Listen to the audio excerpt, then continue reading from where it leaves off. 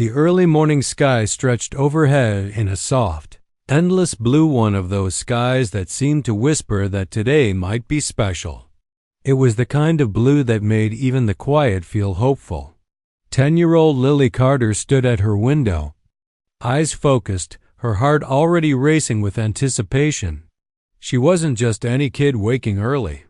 No, Lily had been rising at 5 a.m. sharp for weeks, long before her alarm even had to ring. Her mission wasn't simply to run. She wanted to win, really win. The junior endurance race was coming up in her district, and to her, that finish line meant more than just a medal. It meant purpose. Every morning before the world came alive, she made her quiet promise. A deal she kept with herself and her dream. This morning was no different. She slipped into her sneakers, tied her worn-out laces just right, and pulled her hair into a loose ponytail. No words, just quiet intention. She opened the front door softly, like not to disturb the sleeping world, and stepped into the crisp silence of dawn.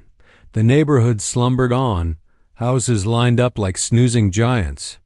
Shadows stretched long across the sidewalks. Her breath clouded the air as she jogged forward, past familiar windows, past mailboxes that never moved. Soon, she reached the park, where everything shimmered with newness. Dew coated the grass like crystal, and tiny birds chirped like tiny cheerleaders rooting her on. That's when she saw it. Same tree. Same spot. Same puppy. A young German shepherd, tied tightly to the trunk. Just like yesterday, Lily's pace slowed, her eyes flicking toward the dog. Yesterday, she'd noticed him too, but hadn't stopped. She'd assumed his owner was nearby, maybe grabbing coffee across the street or hidden just out of view. She hadn't thought twice about it. She'd kept running, focusing on her breath, her rhythm, her goal.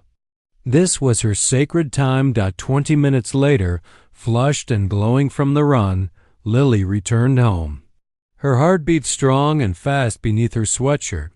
Inside, her mom, Emily, had breakfast waiting, 2 slices of toast, lightly buttered, and a warm glass of milk. Lily didn't waste time.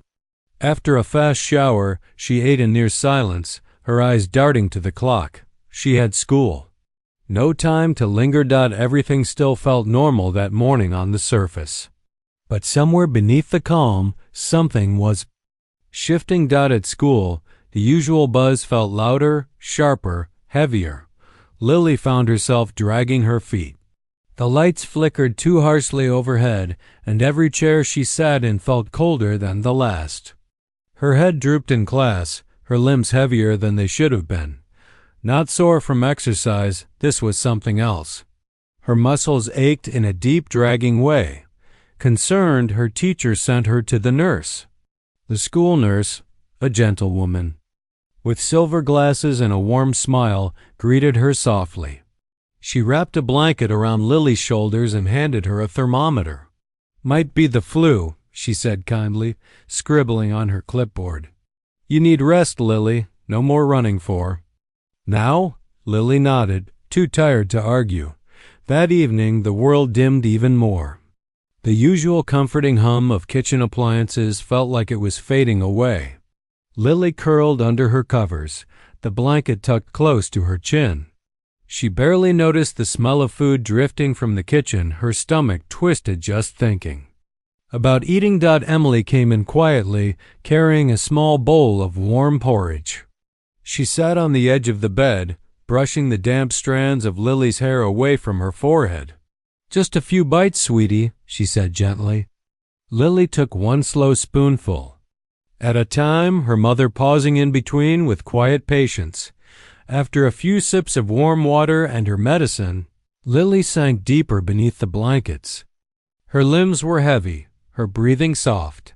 The last thing she felt before slipping into sleep was her mother's warm hand on her shoulder, steady, reassuring.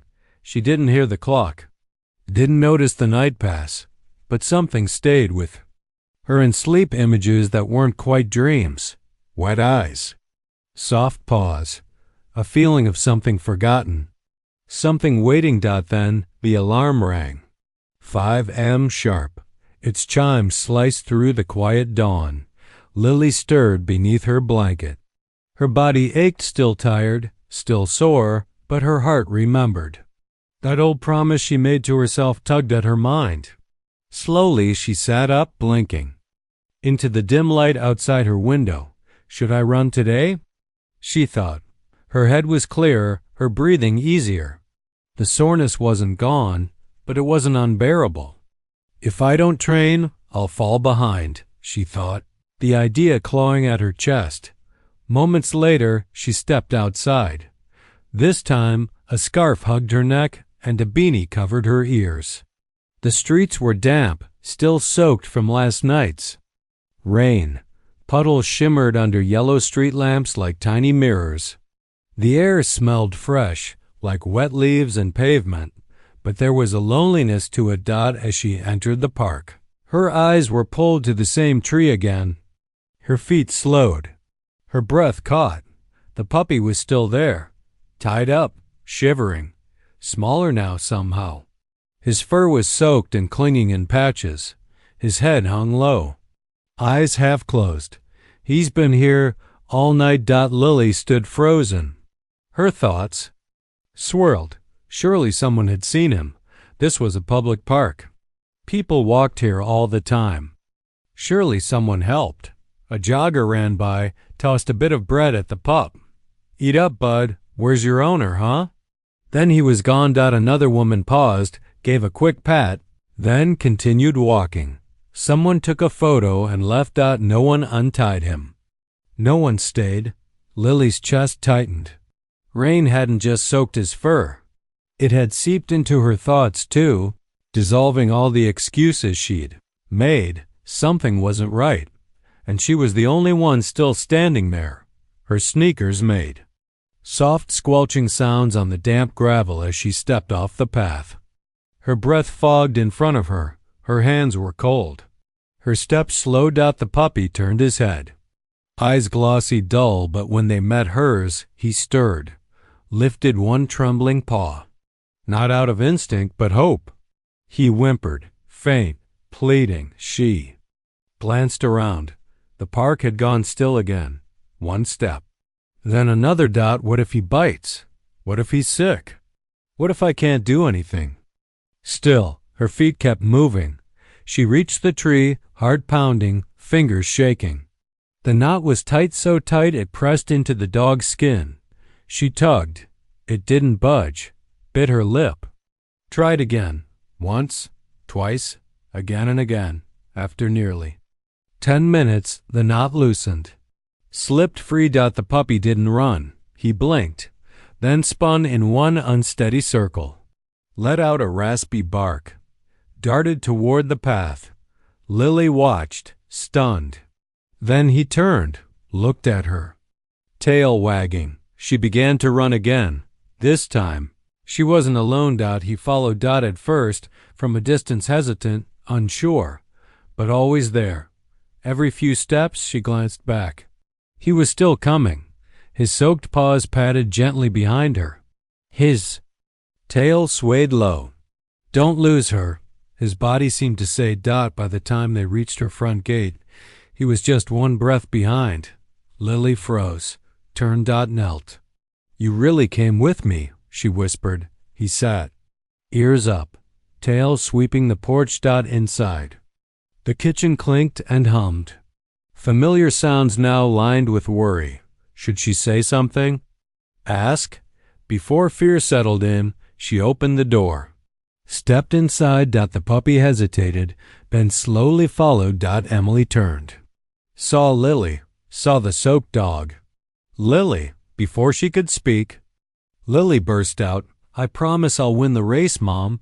If you let him stay, I swear I'll win. The words rushed out, tangled with hope. Emily looked between her daughter and the puppy, then smiled. Okay, she said softly. But only if you keep that promise, champ. Lily's breath caught. She hugged the puppy tight. Your name's Lucky, she whispered. And just like that, he was home. I've been thinking, she began slowly. We can't just keep him without telling Simeon. Lily's stomach sank. Emily knelt beside her. I called the animal control center. I had to. A quiet panic started to rise in Lily's chest. They were going to come by, Emily continued gently, just to take photos, make a record. If no one claims him in 2 weeks, he's ours. Lily bit her lip, nodded, but didn't speak. Her arms wrapped tight around Lucky, who leaned into her like he understood every word. At night, Lily couldn't sleep. Lucky dozed peacefully her bed, his breath soft and slow. She stared at the ceiling, heart full of questions. What if someone's looking for him? What if they take him back?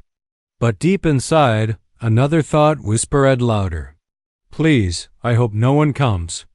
The next morning, the alarm chimed softly at 5 a.m., but this time, Lily wasn't the only one awake. Lucky was already sitting by the front door. He looked upon her as if to say, let's go. Tail thumping gently against the floor, ears perked. Lily blinked in surprise, then smiled. Her heart gave a small leap. She didn't have to ask him twice. They slipped into the cold morning together, their steps quiet on the pavement, breath forming small clouds in the air.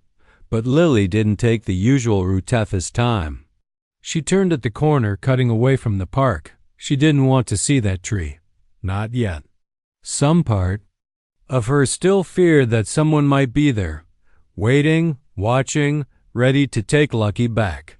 So instead, they ran through side streets along sleepy houses with darkened windows and silent porches. Lucky stayed right beside her, matching her pace with surprising ease. She glanced down at him more than once, still not quite believing he was real. And for the first time in weeks, she wasn't just training, she was enjoying it. That evening, Lily lay in bed, restless. Her mind spun with questions again.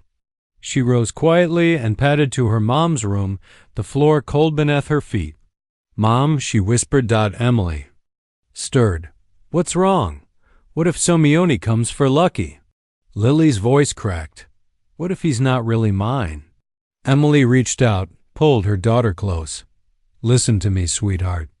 If something is truly meant for you, it wouldn't be taken away. And if it isn't, you were never meant to keep it. Lily nodded against her mother's shoulder, and for the first time in days, she slept soundly. The morning came soft and golden, sunlight spilling across Lily's bed in long, quiet stripes. She stretched under the covers, blinking at the warm glow. Then she heard it, a faint, familiar thump, thump, thump just outside her door. Lucky, she threw back the blankets and opened the door.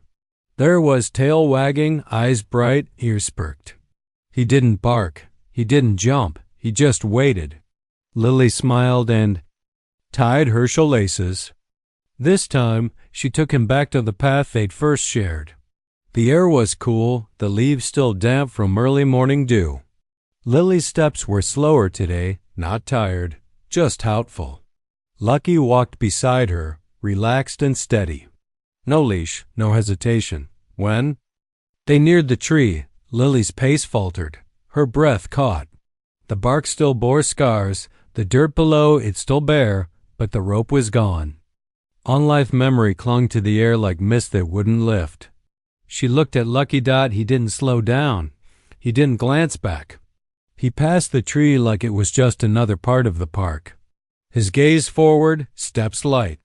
That's when Shek knew he wasn't clinging to that place no more. He wasn't haunted by it. He had coaxed her.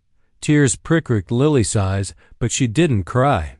She ran her hand gently along Lily's back as they walked, letting the quiet say what words couldn't. They didn't need to go back again.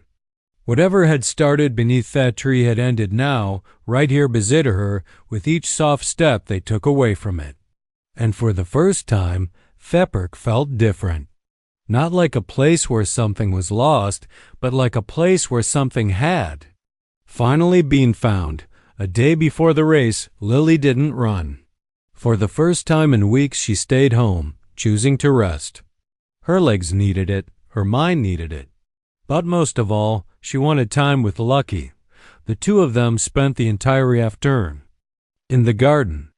Lucky chased butterflies, dug playful holes in flower beds, and lay stretched out on sun-warmed patio while Lily braided clover into tiny crowns. It was peaceful. It was perfect until the van arrived. Lily had just stepped inside for a drink when she heard it. The crunch of tires and gravel, the mechanical rumble pulling up the driveway.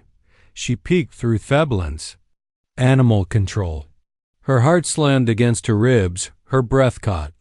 Without thinking, she bolted upstairs, skipping steps, the panic rising like a wave. She shut her bedroom door and pressed her back to it, ice wide. They're here to take him. He's not min. They're here to take him back. The minutes crawled. Every creak of Pfeffler downstairs felt like thunder. She imagined voices. Imagine Lucky being lead away on a leash, tail tucked, ice confessed, and then a knock on her door. It was her mom. When Lily opened it, Emily stood there smiling softly, and beside her was Lucky. "He's yours," Emily said. "No one claimed him. He's officially part of our family now." Lily let out a breath she didn't know she'd been holding. Then she shouted, "Allah!" a scream, something wild and bright, and ran through the hallway. Lucky barked once, tail spinning like a propeller. She knelt and hugged him so tightly his ears flopped sideways.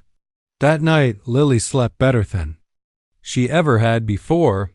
The morning off the race arrived like a song, crisp, bright, and buzzing with anticipation.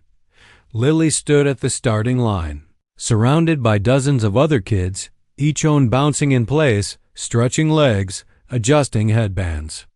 The air smelled like fresh-cut grass and excitement. Lucky was there too, tail wagging, sitting proudly beside her mom near the sidelines. His ears were perked, his gaze fixed on Lily as if he knew exactly what was happening. Lily tightened her shoelaces, took a deep breath, and closed her eyes. "You promised," she told herself. "Now run." The whistle blew and they were off. 15 kilometers, longer than anything Lily had ever done. Her legs burned halfway through. Sweat slid down her temples. Her breaths came faster. Her chest a drumbeat. But in her mind, she wasn't alone. She pictured Lucky trotting beside her, his paws hitting the pavement in rhythm with hers. She imagined his soft bark, his floppy ears bouncing with every step, and somehow that image carried her. Pfeffenal stretch came into view. A tunnel of cheering. Voices and waving arms. Her feet hit the ground harder, faster. Her heart roared in her ears. She crossed that finish line first. The world exploded into sound. Shouts, claps, the announcer's voice crackling over the speaker. But Lily only looked for one thing. Lucky. He was there waiting. Sharon straight to him, dropped to her knees, and wrapped her arms around his furry neck. "I did it," she whispered, burying her face into his shoulder, wetted it. Lucky let out a soft woof, then licked her cheek. And in that moment, sweaty, tired, breathless, Lily understood something far bigger than winning. She hadn't just gained a medal, she'd gained a best.